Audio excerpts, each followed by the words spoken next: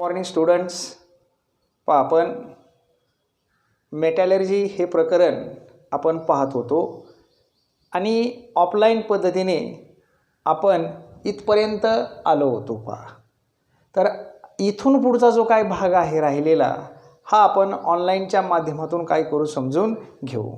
तर चला तर in this session today we are going to learn about Wilfley table. परीक्षेला याच्यावर 2 किंवा 3 मार्काला प्रश्न विचारला जातो. तुम्हाला अशी डायग्रॅम्स दिली जाईल आणि ह्या डायग्रॅम्सवरून तुम्हाला विचारलं जाईल का या मेथडचं नाव काय आहे, नेम दिस मेथड, म्हणजे या पद्धतीचं नाव काय आहे. तर आपल्याला सांगता आलं पाहिजे ही काय आहे, विल्फ्ली टेबल मेथड. म्हणजे आकृती तुम्हाला दिली जाईल आणि आकृतीवरून या पद्धतीचं तुम्हाला एक्सप्लेनेशन विचारलं जाईल. तर ॲक्च्युली आता ही पद्धत काय आहे तर ती आपण काय करू, ऑनलाईनच्या माध्यमातून या ठिकाणी काय करू समजून घेऊ. Wilfley table method,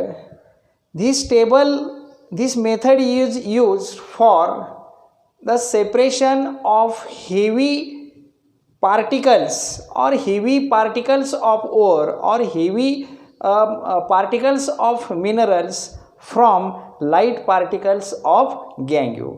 So students, remember this statement is very important. Wilfley table method is useful for separation of, कशाचं सेपरेशन, तर धातुकामधून धातू वेगळे काढण्याची ही पद्धत आहे. म्हणजे separation of heavy particles of the ore, कशामधून, लाईट पार्टिकल्स ऑफ गँग्यू. म्हणजे धातुकामधून धातू बाजूला काढण्याची ही काय आहे, एक पद्धत आहे. So remember student, Wilfley table method is used for separation of heavy particles of ore from light particles of गँग्यू. मग आता या मेथडचं वर्किंग कसं होतं हे आपण आता या ठिकाणी आकृतीच्या सहाय्याने समजून घेऊ. Students, this Wilfley table method is consist of a table having a wooden riffles which are always on an inclined surface. एक खाचा, एक टेबल असतो आणि त्या टेबलला काय असतात, खाचा असतात. त्यालाच आपण काय म्हणतो, स्लिट्स असं म्हणतो किंवा वुडन रिफेल्स असं म्हणतो. हा जो शब्द आहे वुडन रिफल्स, वुडन रिफल्स, म्हणजे Wilfley table consist of a thin wooden riffles on inclined surface. Inclined surface म्हणजे असा उतरता, असा जो काही थोडासा कललेला उतरता पृष्ठभाग, म्हणजे अशा पद्धतीने त्याची या ठिकाणी रचना असते. आणि दुसरा भाग, first important point about this Wilfley table is that it consist of a thin wooden riffles on an inclined surface that is called as here slides. And second point, दुसरा मुद्दा काय आहे का हा जो टेबल जो आहे, this table is always kept on in a vibrating mode. पहा, हा टेबल जो आहे ना, हा टेबल सतत असा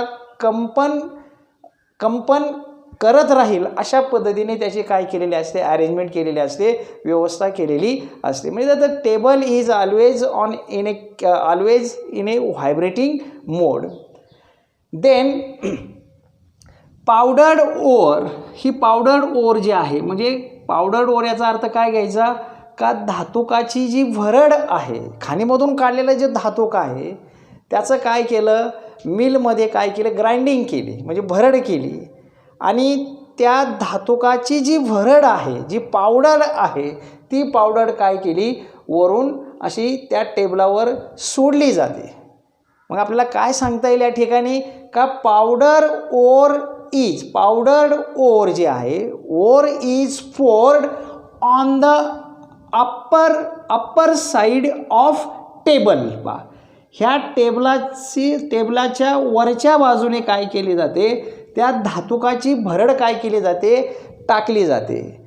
आणि जेव्हा ती धातुकाची भरड वरच्या बाजूने त्या टेबलावर टाकली जाते, त्याच वेळेला काय होतं, at the same time water is released on the upper side. त्याच वेळेला काय केला जातो, एक पाण्याचा प्रवाह, stream of water is released at the same time.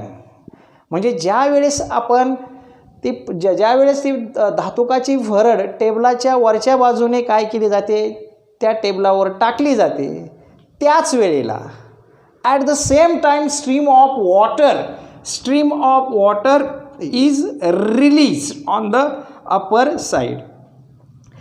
आणि ॲज ए रिझल्ट त्याच्यामुळं काय होतं, as A result the light particles which are present on the ore they may be released or they may be carried through this water and collected here.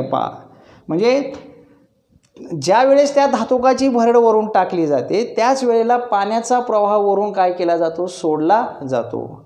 आणि मग काय होतं, मग त्या धातुकाच्या भरडमध्ये असणारे जे गँग्यू पार्टिकल्स आहेत, म्हणजे the particles which R light, म्हणजे जे काही हलके आहेत, हलक्या प्रतीचे जे काय अशुद्धी जे आहेत, मृदा अशुद्धी जे आहेत, त्या काय होतात, पाण्याबरोबर काय होतात, वाहून येतात. द गँग्यू particles they are carry by water. त्या पाण्याबरोबर काय होतात, वाहून या ठिकाणी काय होतात, जमा होतात. लक्षात घ्या इथं, हे काय, इथं हा जो भाग आहे इथं गँग्यू पार्टिकल्स कलेक्ट केले जातात.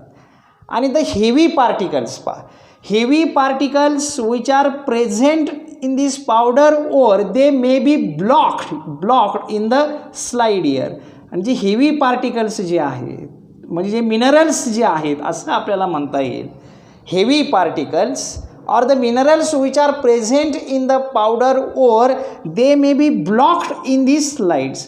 म्हणजे हेवी पार्टिकल्स जे आहेत, जड जे पदार्थ आहेत, जड जे घटक आहेत, ते काय होतात, त्या स्लाइड्समध्ये, त्या खाचामध्ये काय होतात, या ठिकाणी अडकतात.